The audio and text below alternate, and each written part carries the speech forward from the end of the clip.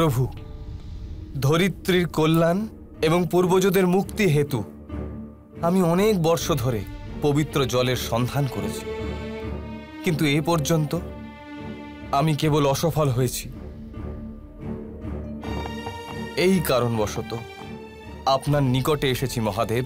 আমি তোমার সমস্যা সম্পর্কে পূর্বেই অবগত।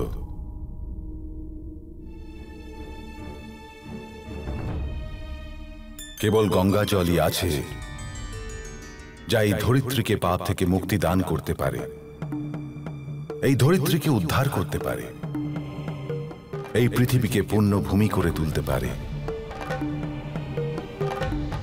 যাও ভগীরথ, ব্রহ্মলোক অভিমুখে প্রস্থান করো।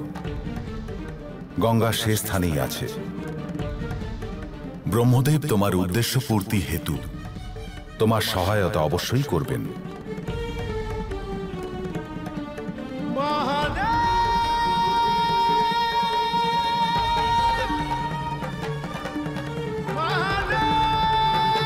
হে দেবী, আপনার নিকট মিনতি করছি, কেবল আপনার দ্বারাই ধরিত্রীর কল্যাণ হতে পারে। রাজা ভগীরথ, আমি আপনাকে কোনো প্রকার সহায়তা করতে পারবো না। গঙ্গা,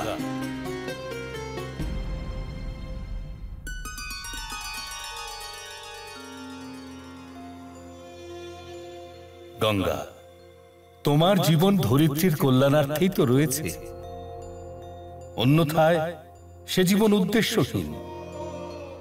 তোমার এক বৃহৎ কার্য অবশিষ্ট আছে, পৃথিবীতে অবতরণ। এটাও সম্পূর্ণ ঘটনাচক্র দ্বারা নির্ধারিত।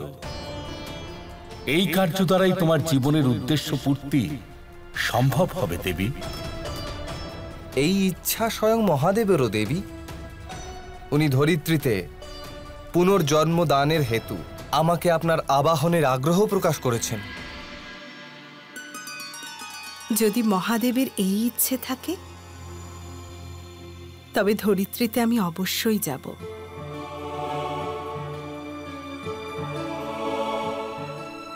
কিন্তু আমার প্রচণ্ড প্রবাহকে ধারণ করে তাকে ধরিত্রীর যোগ্য করে গড়ে তোলার ক্ষমতা কেবল মহাদেবের আছে। অন্যথা আমার গতিবেগে ধরিত্রীর বিনাশ সুনিশ্চিত।